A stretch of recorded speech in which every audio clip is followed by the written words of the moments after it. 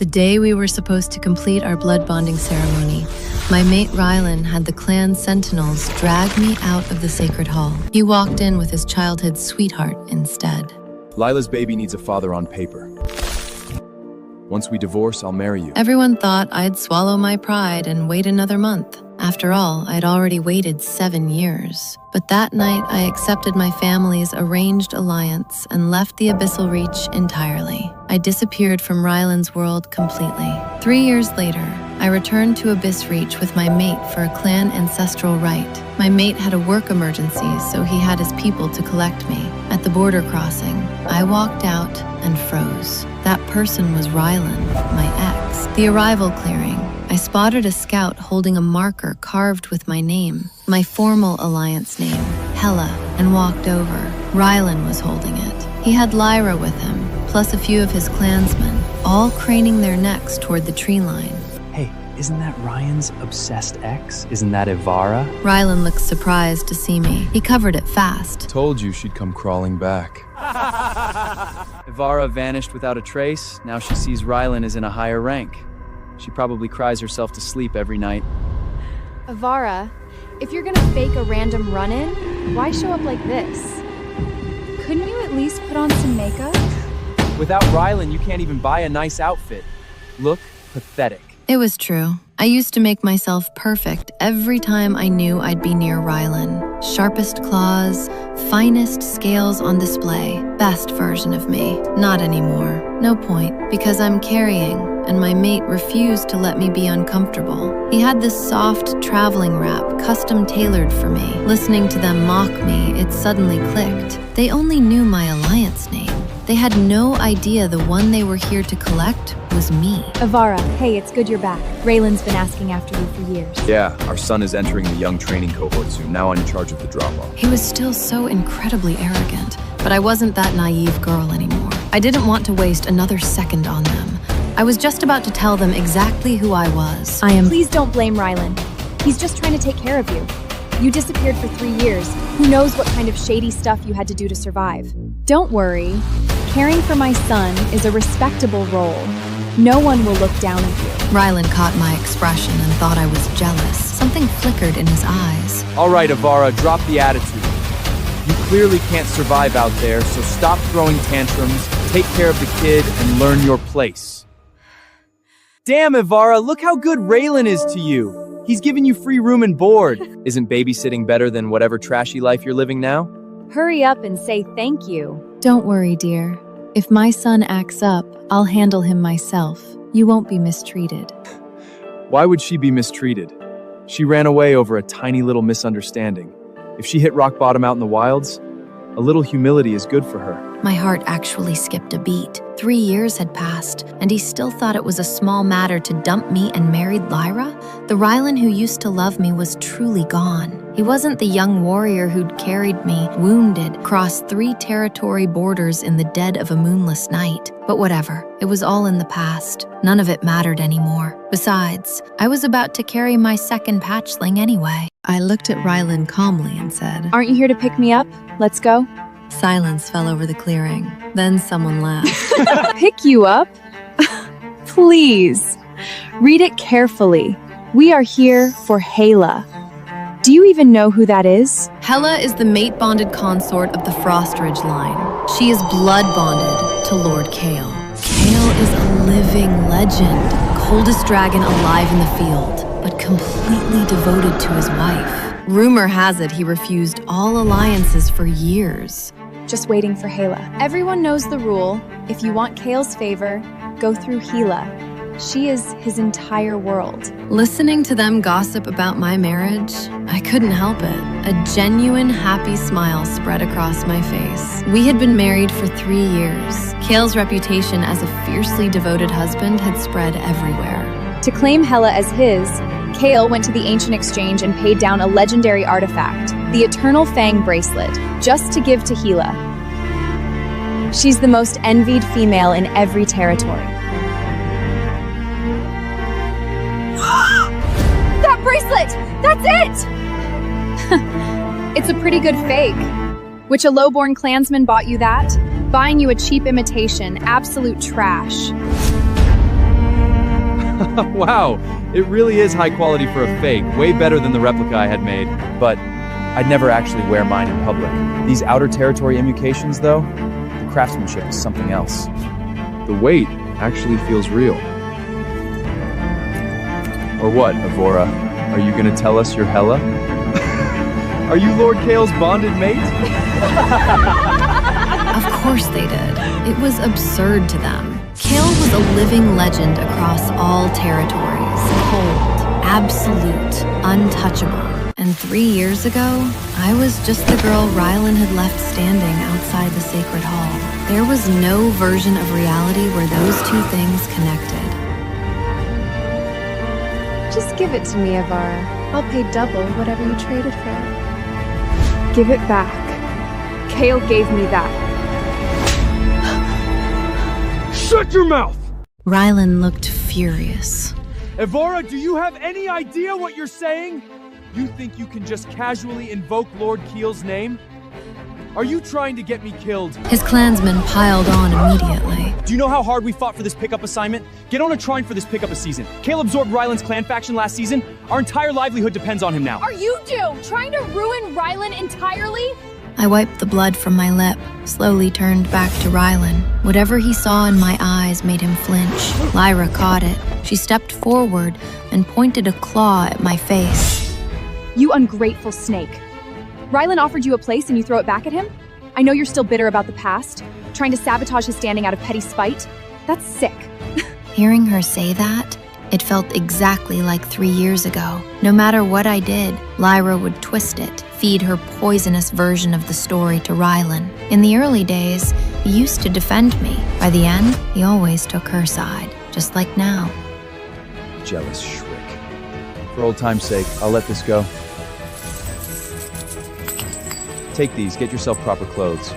If you really don't want to tend Lyra's hatchling, I'll find you something tolerable next season.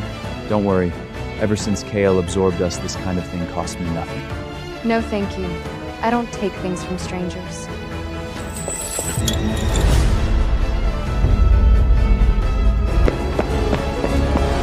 Not 3 steps out, Rylan grabbed my arm. You won't take what I'm offering? What does that mean I'm a stranger to you? I kept walking and said evenly, We dissolved our bond. Better not to stay tangled in each other's lives. Others might get the wrong impression. I was thinking of Kale, who had a very particular dislike of misunderstandings. My faction is hosting a tribute feast for Kale in 3 days. I was gonna bring you, show you something real. But you'd need to present yourself properly. Can't embarrass me. I'm fine, but thank you. Fine, I'll take Lyra. I won't let you down. I didn't look back. Hope you're still this confident in 3 days. Fresh air. I stood there for a moment, breathing it in. The nausea faded. My mind flashed back to 3 years ago. My family had arranged an alliance overseas. I'd gone to Rylan for the first 7 years together. I wanted to seal our bond before the journey, force the decision. He agreed. But at the Sacred Hall, it wasn't just Rylan waiting. Her hatchling needs to be registered under my bloodline. I'll dissolve her bond claim in a month. Then I'll bond with you. This is just about hatchling. I watched him take her inside. That was the last thing I needed to see. I crossed the border that night, met Kale, bonded with him a month later, had our son the year after. Now I was carrying it again. And the only reason I was even back in the Reach was to attend a clan ancestral rite with Kale. Honestly, if it wasn't for the rite, I never would have set foot back here. And I definitely wouldn't have run into Rylan. 3 days later, I painted on a light adornment, threw on comfortable traveling leathers, and made my way to the feast grounds alone. The second Rylan saw me enter the clearing, his eyes lit up. A smug smirk spread across his face. You said you weren't coming, but here you are. Listen, if you want me back, you need to at least present yourself properly to match my standing. I walked past him without a word. Evara, I'm talking to you. Our circle is here. Where do you think you're going? I pulled free and said simply, That's your circle. Mine is up there. He followed my gaze to the head circle, the raised dais reserved for lords and their bonded mates. His face went pale. Lyra spotted my bracelet from across the ground. Evara, how did she get in here? She's here to cause chaos. How How dare she wear that pendant tonight? Of all nights? Tonight is the first time Kale is bringing his bonded mate out publicly. Is she trying to humiliate Hela? She slipped past the sentinels. She's trying to make us look disloyal in front of Lord Kale. Rylan? Is this female with you? Rylan straightened. No. Take that bracelet off and get out. I looked at her with a faint smile. You sure you want me to leave? Lyra realized others were watching. Her eyes went vicious. Stop acting like you're something. Take it off now!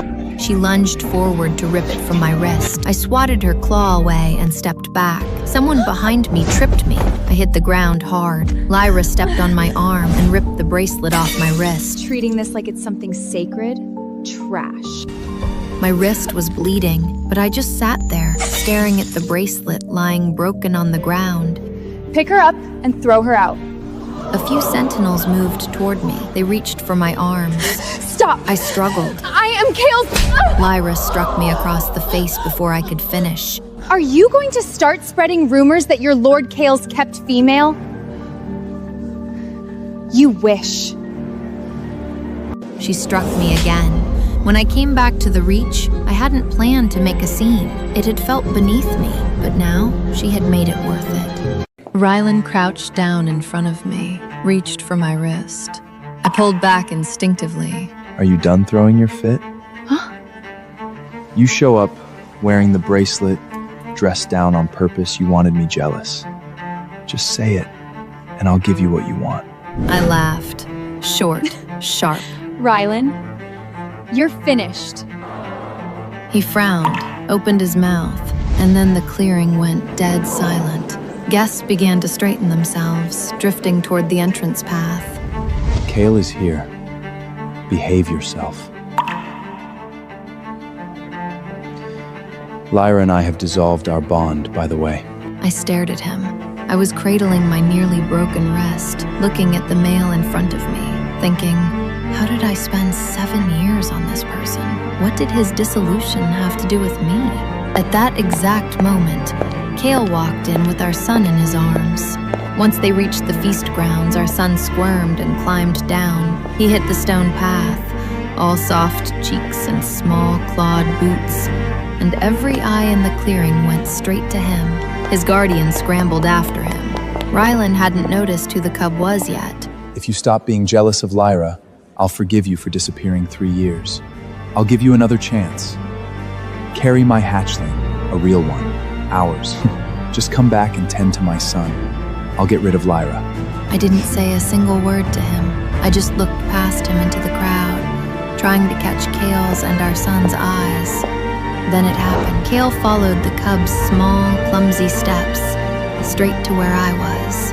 The second my son saw me, something broke open in his face. He threw himself into my arms. Why is there so much blood? One word. Mom. Every dragon in that clearing turned from the cub to me. The ones who have watched me get knocked around without doing a thing. All of them staring. My son's warmth in my arms washed away everything that had been pressing down on me. I crouched down to his level, cupped his cheek. He took my hand. Cubs. They see something hurting someone they love and they just fall apart. Who did this to you? Protecting you is Mom's job too. Before I could say anything more, the air in the clearing changed. A heavy, suffocating stillness washed over the crowd. Kale was walking toward us. That quiet, controlled walk that made the air around him feel different. Dragons moved aside without knowing why. I felt him before I saw him. I picked up our son and turned around. The blood on my wrist looked stark against his white wrap.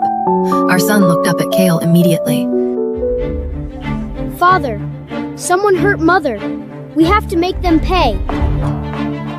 Kale stepped forward and very carefully lifted my arm. His face was unreadable, but his voice was quiet. Avara, what happened? I'm right here, and you're already hurt. I can't take my eyes off you. Whoever did this.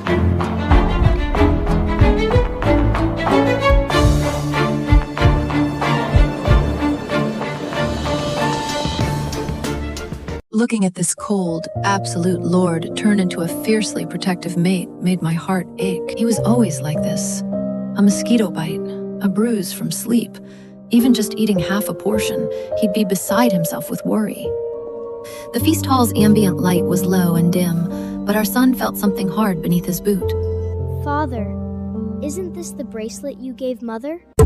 Kale took it from him, turned it over, saw the engraving. Then I looked at the shards scattered across the ground and at my wrist. The nearest stone pillar cracked in his grip. He drew me gently into the light. Bring every torch to the ground over here.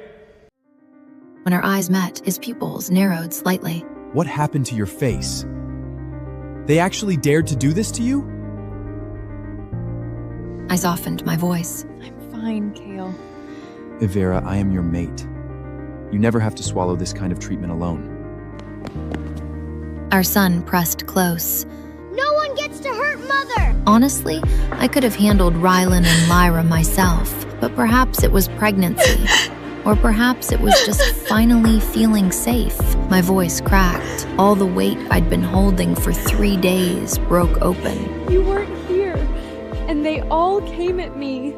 The feast grounds had gone dead silent. Ryland's scouts from the border crossing were somewhere in that clearing, shaking hard enough that they needed the standing stones to hold themselves up. They didn't expect it either. The female they'd spent 3 days calling Ryland's lovesick cast-off was Lord Kale's bonded mate. Every single one of them was now looking for a way to disappear into the tree line. But then Lyra's companion, a female named Vessa who had arrived late, strutted out from the crowd. Ivara, where did you find these two? Their performance is impressive. Do you want Laya to get them placed with a traveling troupe? Not that you could afford the placement fee. Vessa threw her head back and laughed at her own words. Usually half the clearing would laugh with her, but this time, the entire grounds just stared at her like she had lost her mind. Vessa noticed the dead silence. She doubled down. She turned to Kale and smirked. You're actually quite striking. If you ever want to leave her, I wouldn't mind taking care of you. My mouth twitched. She was propositioning my mate in front of me. Vessa finally registered the clearing's energy. She drifted toward Lyra for backup. Lyra wanted nothing to do with her. Before Vessa could even speak, Lyra spun around and struck her viciously across the face. Vesta, are you insane? You just insulted Lord Kale and his bonded mate. Do you want banished? Do you want to be banished?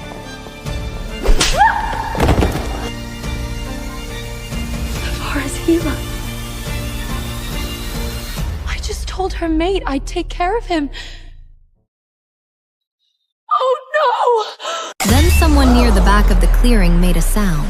Heads turned. Vessa had lost control of herself entirely. Her shift reflex had misfired in the most primal, humiliating way a dragon can in public.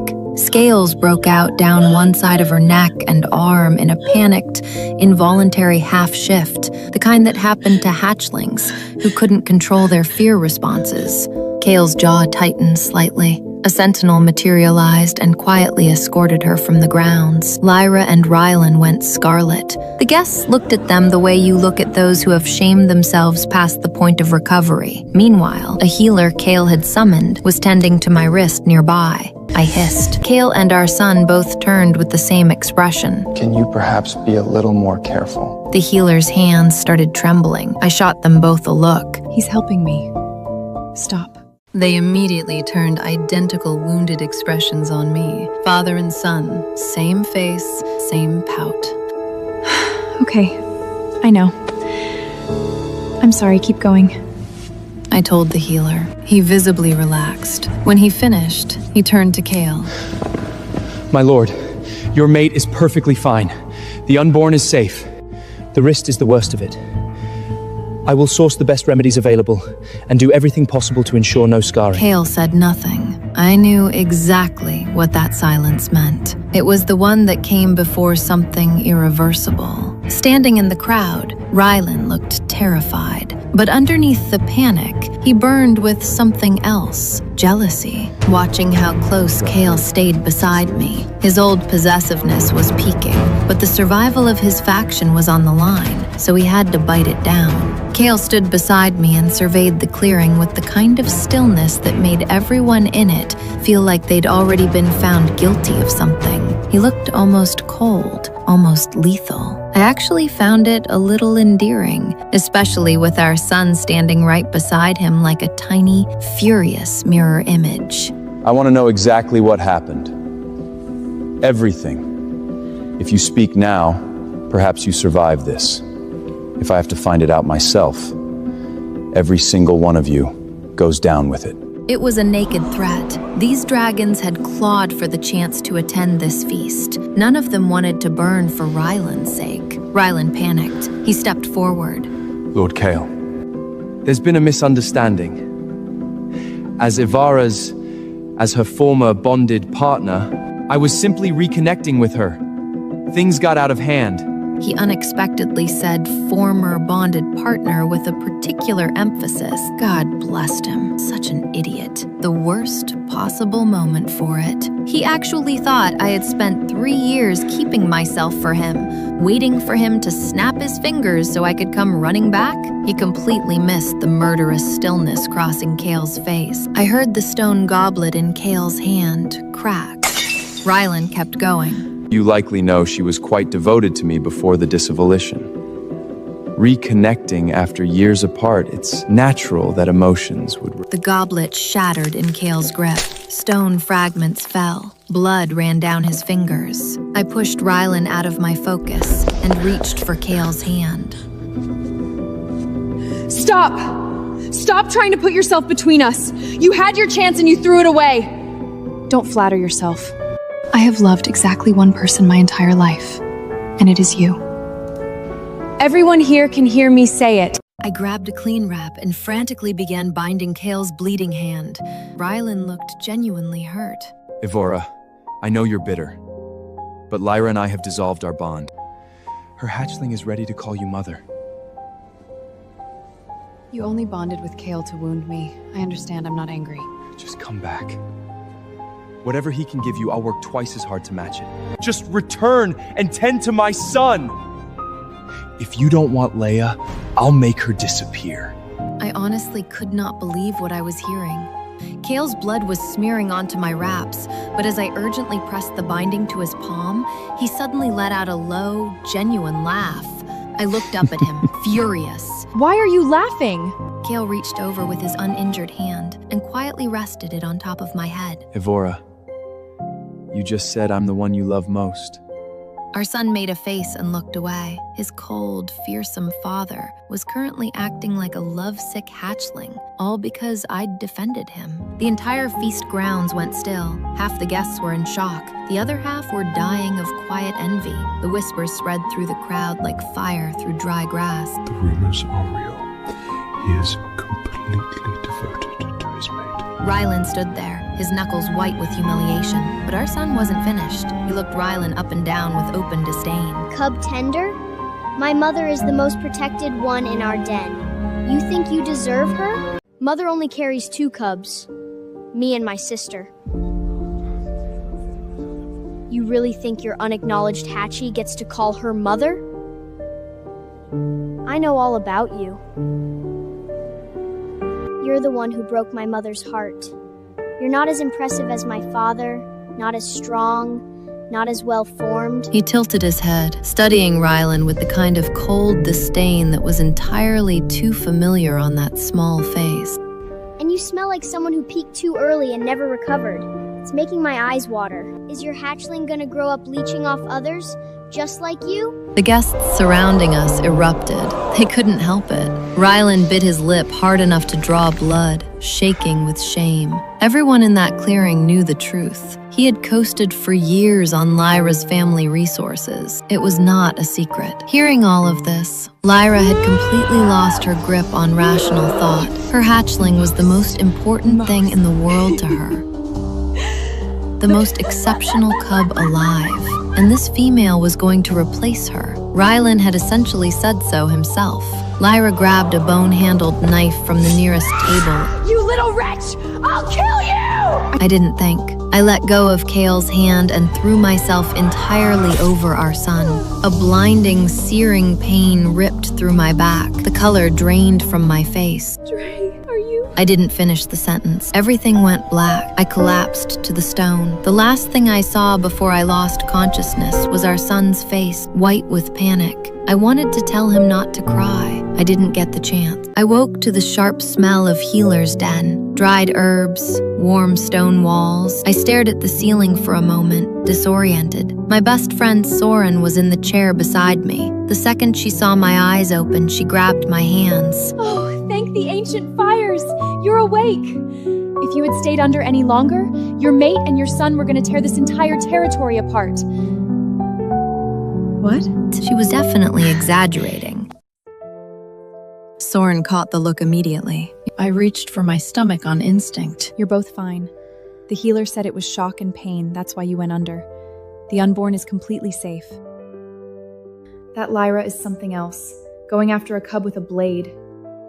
My chest tightened. My son, Kale, are they both fine? Physically, completely fine. Slow down. Drink. Soren handed me a cup of broth. I drank. The tightness eased a little. You didn't need to throw yourself in front of him. There were 6 sentinels in that clearing. Dre was never going to get touched. That's Dre. I know. He's your whole heart, that terrifying little creature. He doesn't need protecting. He's more dangerous than most full-grown warriors. I smiled despite myself. Where are they? Soren's eyes lit up.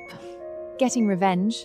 I wanted to come along, but your mate and your son are genuinely terrifying when they operate together, so I volunteered to stay with you instead. She settled in and began. When I arrived, you were already under. From what I pieced together from the witnesses still standing, your son watched you collapse and went completely still for about 2 seconds. Then he picked up the knife Laya had dropped and drove it straight through her hand, into the stone beneath. A cub. I don't know where he gets that kind of strength. Kale found out about the strike at the border crossing 3 days ago, and the bracelet, and everything they said to you. He had his sentinels hold Rylan down, and they dealt with the hand he used to hit you. I closed my eyes briefly. Lyra's face received the same treatment. And then Kale had a chest of gemstones brought into the clearing, all the shards from your broken bracelet, and he told Lyra that since she loved taking things that belonged to you so much, she had to swallow them. You know what Kale said? You love taking what is hers. So here, I am giving you everything you wanted. The stones and the mail. She refused at first, so Kale had her hatchling brought in. Then she did it. She swallowed a great many shards. They worked her over until she was barely conscious. Then Kale had her drop beyond the outer borders. Swallowed shards. Face first. Every dragon who stood around watching you get hurt, every single one of them carries a mark on their wrists now, just for doing nothing. If you weren't my closest companion, I'd probably have one too. I gave her a flat look. The clan records were updated, but the only news that spread was about Rylan's faction being absorbed and dissolved. Every allied group in that clearing with border exposure, Kale absorbed it. Some were disbanded entirely, some are still bleeding out. Raylan was supposed to go the same way as Lyra. But Lyra stopped it. Threw herself in front of the sentinels, bought him time to run.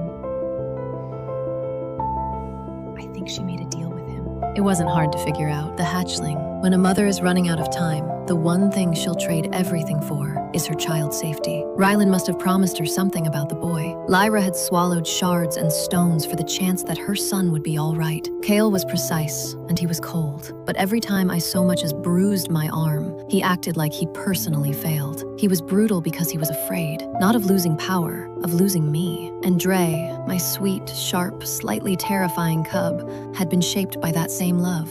I'd been trying to counterbalance it, clearly still working on it. Kale, can you grab my... Evara, it's me. His face was still swollen. He'd managed to find a decent cloak, the one I'd given him years ago, the one he'd told me was plain and unworthy of his rank. I stayed where I was. Last time I'd moved too fast, it had cost me. He seemed to read that. I'm not going to hurt you. I just needed to... What?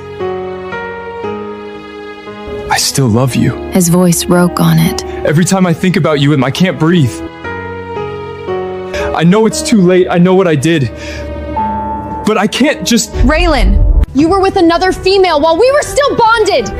You let me humiliate myself. You abandoned me and destroy me. And then tonight, when you had the chance to do literally anything else, you stood in front of my mate and told him I was devoted to you? You've had 7 years and 3 more to figure out what you want. What you want keeps shifting based on what you can reach. That's not love. Ryland's jaw worked. He wanted to argue. I was always your contingency. And you were never mine. Not really. He looked at me for a long time. Then he looked at the cloak. You gave me this for the winter solstice. I told you it was plain. I know. I kept it. I didn't say anything. He left quietly. Kale came in with his hand newly wrapped, Dre right behind him. They both stopped when they saw I was awake. Then they were both in front of me at the same time. Ivara, Kale's voice was unsteady. you're up. Are you... Does anything hurt? Do you need... Father, she was fine 2 minutes before you got here. She was talking and everything. Kale ignored him. Are you okay? Tell me you're okay. I'm okay. You say that every time. Because it keeps being true. Dre tucked himself under my arm, spoke very quietly. Mom, are you upset that Father raised his voice at me? Did he raise his voice at you? I am fine. He didn't yell. Dre said very firmly. Kale. He was scared. We both were. He wasn't really yelling. He was just loud. I kissed the top of his head. Protecting you is also my job. I'm not sorry. I know. I know, Mom. Soren eventually took Dre to find food, and it was just the two of us. Kale sat by the bedside, not quite touching, like he was still afraid something would break if he moved too fast. He wanted to look at my wrist. I let him. I'll do better. He said. You won't be alone like that again. Kale, this wasn't your fault. You were alone and you got hurt. I was in a clearing full of dragons and I got hurt. That's not the same thing as being alone. He looked up.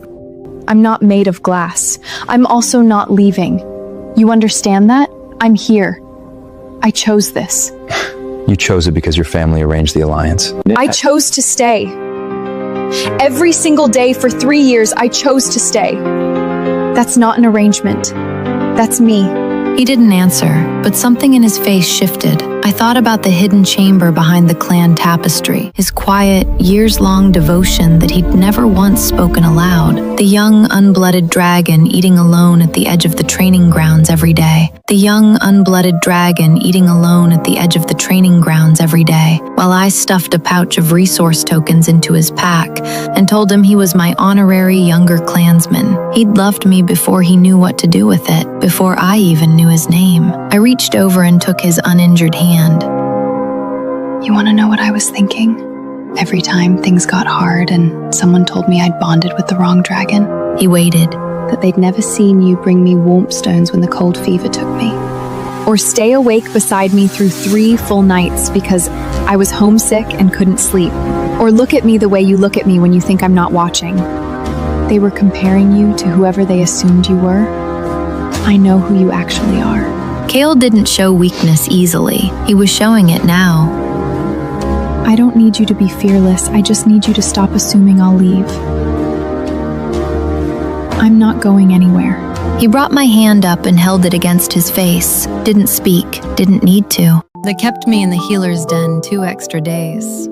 The morning they finally let me return to our den, I walked back through the entrance and stopped in front of the bonding tapestry. We were both so young in it. I lifted the tapestry, and I found the wall behind it. Image after image after image, etched in the old way. Dragon memory stone. Me at 19. Me at 16. Me at 14 in a clan corridor. He'd loved me across a decade before I'd ever said his name. I heard the den entrance behind me. Kale froze in the corridor.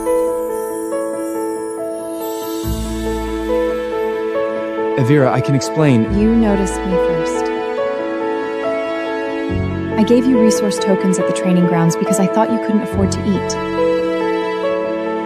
I told you that you were my honorary younger clansman, and I never even asked your name. I didn't know it was you until I found these. I'm a little upset it took us this long. Think about all the time we wasted. You're not. Upset about the stones? No. I'm glad. I'm glad you kept looking. Kale crossed the den in 4 strides and pulled me in before I could say anything else. I never thought you'd say that. I know. That's the problem. You've been waiting for me to leave since the day I arrived. I'm not leaving. I've told you. I'll keep telling you. For how long? I thought about it. As long as it takes for you to actually believe me. Dre appeared in the den entrance, took one look at us, and silently backed away. Kale held on a little tighter. Outside, the ancient forests of the Abyssal Reach kept moving. Wind through the canopy, the distant sound of wings, the slow pulse of a territory that had stood for 10,000 years. And I stayed exactly